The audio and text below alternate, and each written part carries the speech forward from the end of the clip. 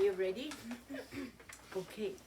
It was the night before Christmas, when all through the house not a creature was stirring, not even a mouse. The children were nestled all snug in their beds, while visions of sugar plums danced in their heads. And Mama in her kerchief, and I in my cap, had just settled down for a long winter's nap. When out on the lawn there rose such a clatter, I sprang from my bed to see what was the matter. Away to the window I flew like a flash, tore open the shutters, and threw up the sash. The moon on the breast of the new-fallen snow gave a luster of midday to objects below. When what to my wondering eyes should appear but a miniature sleigh and 8 tiny reindeer. Right, you got it. With a little old driver, so lively and quick, I knew in a moment it must be Saint Nick. More rapid than eagles, his coursers they came, and he whistled and shouted and called them by name. Now Dasher, now Dancer, now Prancer and Vixen, on Comet, on Cupid, on Donner and Blitzen. Oh my God, that was to the top of the porch, to the top of the wall. Now dash away, dash away, dash away all, as dry leaves before the wind hurricane fly, when they meet with an obstacle, mount to the sky. So up to the housetop the coursers they flew, with sleigh full of toys, and Saint Nicholas too. And then in a twinkling I heard on the roof the prancing and pawing of each little hoof, as I drew in my head and was turning around. Down the chimney Saint Nicholas came with a bound. Bang! He was dressed all in fur, from his head to his foot, and his clothes were all tarnished with ashes and soot. Yeah, that's what happens when you come down the chimney. A bundle of toys he had flung on his back, and he looked like a peddler just opening his pack. His eyes, how they twinkled, his dimples, how merry. His cheeks were like roses, his nose like a cherry. His droll little mouth was drawn up like a bow, and the beard on his chin was as white as snow. See that? He has a big beard, huh? And a big belly. The stump of a pipe he held tight in his teeth, and the smoke it encircled his head like a wreath. He had a broad face and a little round belly that shook when he laughed like a bowl full of jelly. He was chubby and plump, a right jolly old elf, and I laughed when I saw him in spite of myself. A wink of his eye and a twist of his head soon gave me to know I had nothing to dread. He spoke not a word, but went straight to his work and filled all the stockings, then turned with a jerk and laying his finger aside of his nose and giving a nod up the chimney, he rose. He sprang to his sleigh, to his team gave a whistle, and away they all flew like the down of a thistle. Close enough. Close enough. But I heard him exclaim as he drove out, Merry Christmas to all, and to all a good night. Now that was the story. Now Dad. we get to do it. You get to read the Dutch one. The touchy one. Yes. Dad, you get to read the Dutch I one. get to read the You touchy get to read one. the Dutch one. Thank I had interrupt sneak past Omi here and sit on the couch. Where is it? Sit with me. I can do that. I'm gonna cry my way through Little this mouse. again. Oh, here we go again. There's a little mouse staring. Well, it There's was. like no light over here. Food is no good. That's not. We're gonna try it for another. All right. When you sit here. Sure. I forgot to open a card, by the way. Oh, two Oh. cards. That's what you think? Yeah. Okay, now let Daddy read his story.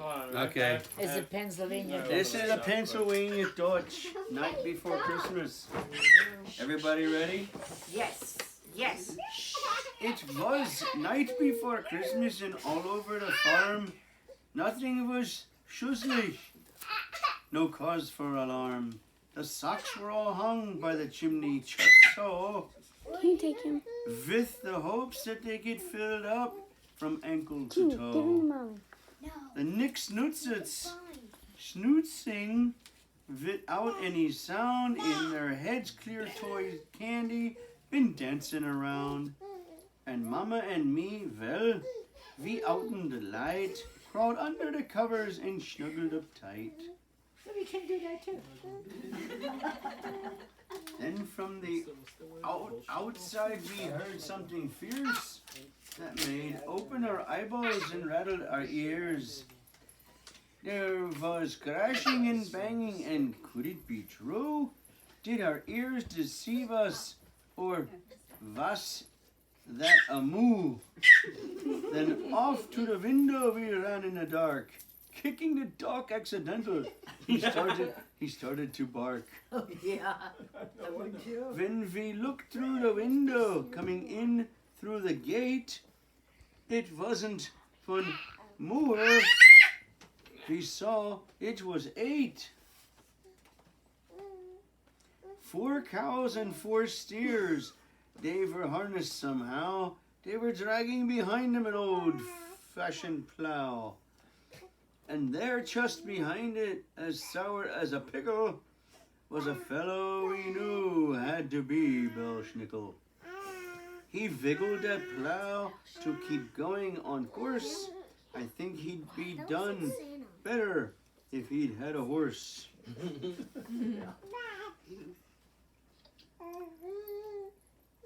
So Duplik and slow those 8 dummers did run, and he growled and he grumbled and yelled at each one. Now Chakey, now Bakey, now Rachel, Josiah, on Neno and Sarah, Esther, Obadiah. Here. And watch where you're going. There's nothing unwiser than stamping your hoofs into stray fertilizer. Oh my God. They got through the barnyard without a hitch, and the Belschnickel grumbled and raised a big switch. Climb up on that roof now, and you make it snappy. You don't want to make me no more unhappy. Macht auf on the trestles. No, I'm not here. We don't. Yeah, macht auf on that trestles. Then to the porch roof. And don't get no vines Please. caught in your hoof. I'll get awful grisly if you make me fall. So clamber up, clamber up, clamber up all. Don't live here. I would like to hold them. Like the chickens all look when they fly. They're trying. Or the mess kids are making when shoes they are tying. So clumsy they climbed up an inch with each moo. But somehow they made it, and it wondered me too. And then in a twinkle, we heard on the roof, each cow was rustling. Rutching round, stomping its hoof. The cracks of the roof timber filled all our ears, 'cause it just wasn't built for 4 cows and 4 steers. Oh, I believe that. Yes. By now all the kitties had run into our room, frightened by all these cracks and those booms. To tell them what happened, I was going to begin, when chomping Susie, the ceiling fell in. Down came Belschnickel, plop in our bed, a few shingles making down right on his head. And when we looked up through the hole in the ceiling, it was just a little bit worried we're feeling. For there overhead was that 8 head of cattle, still stomping so hard that it made the walls rattle.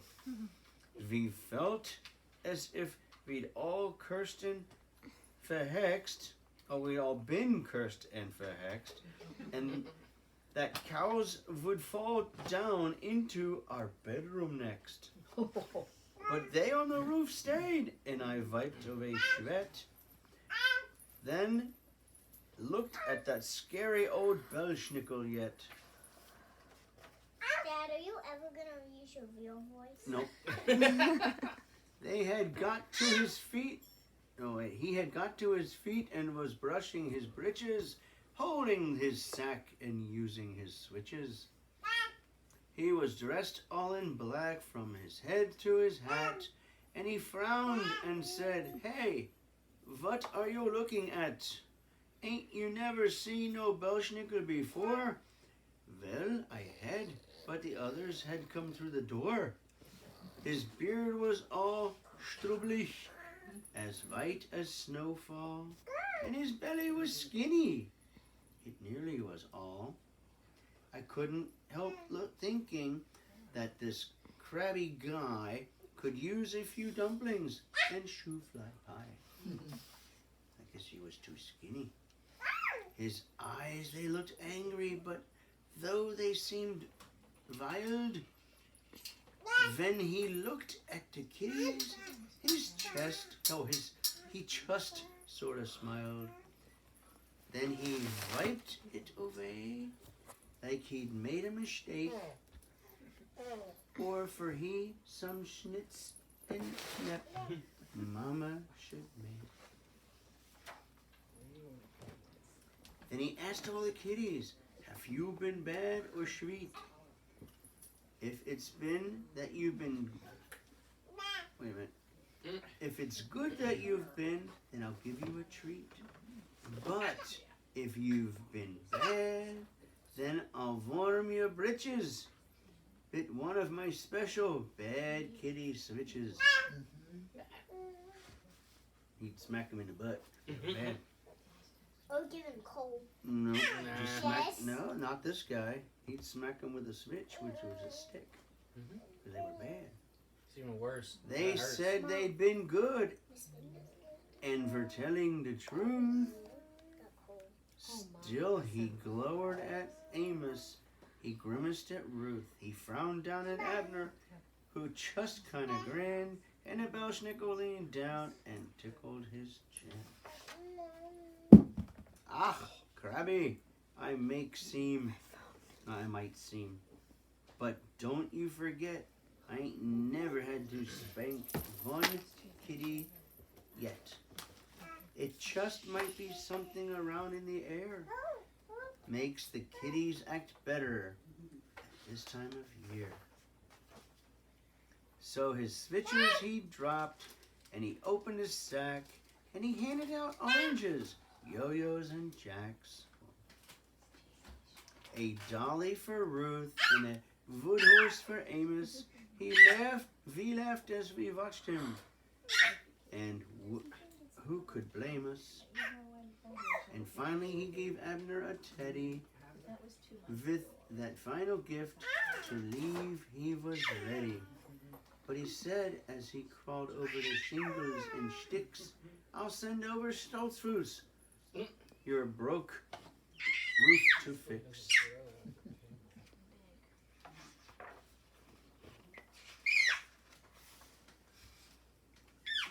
Then he jumped the hole through up to his waiting plow, and he yelled to his livestock, get going, and now down to the ground and without no complaint until we get done and the houses all ain't.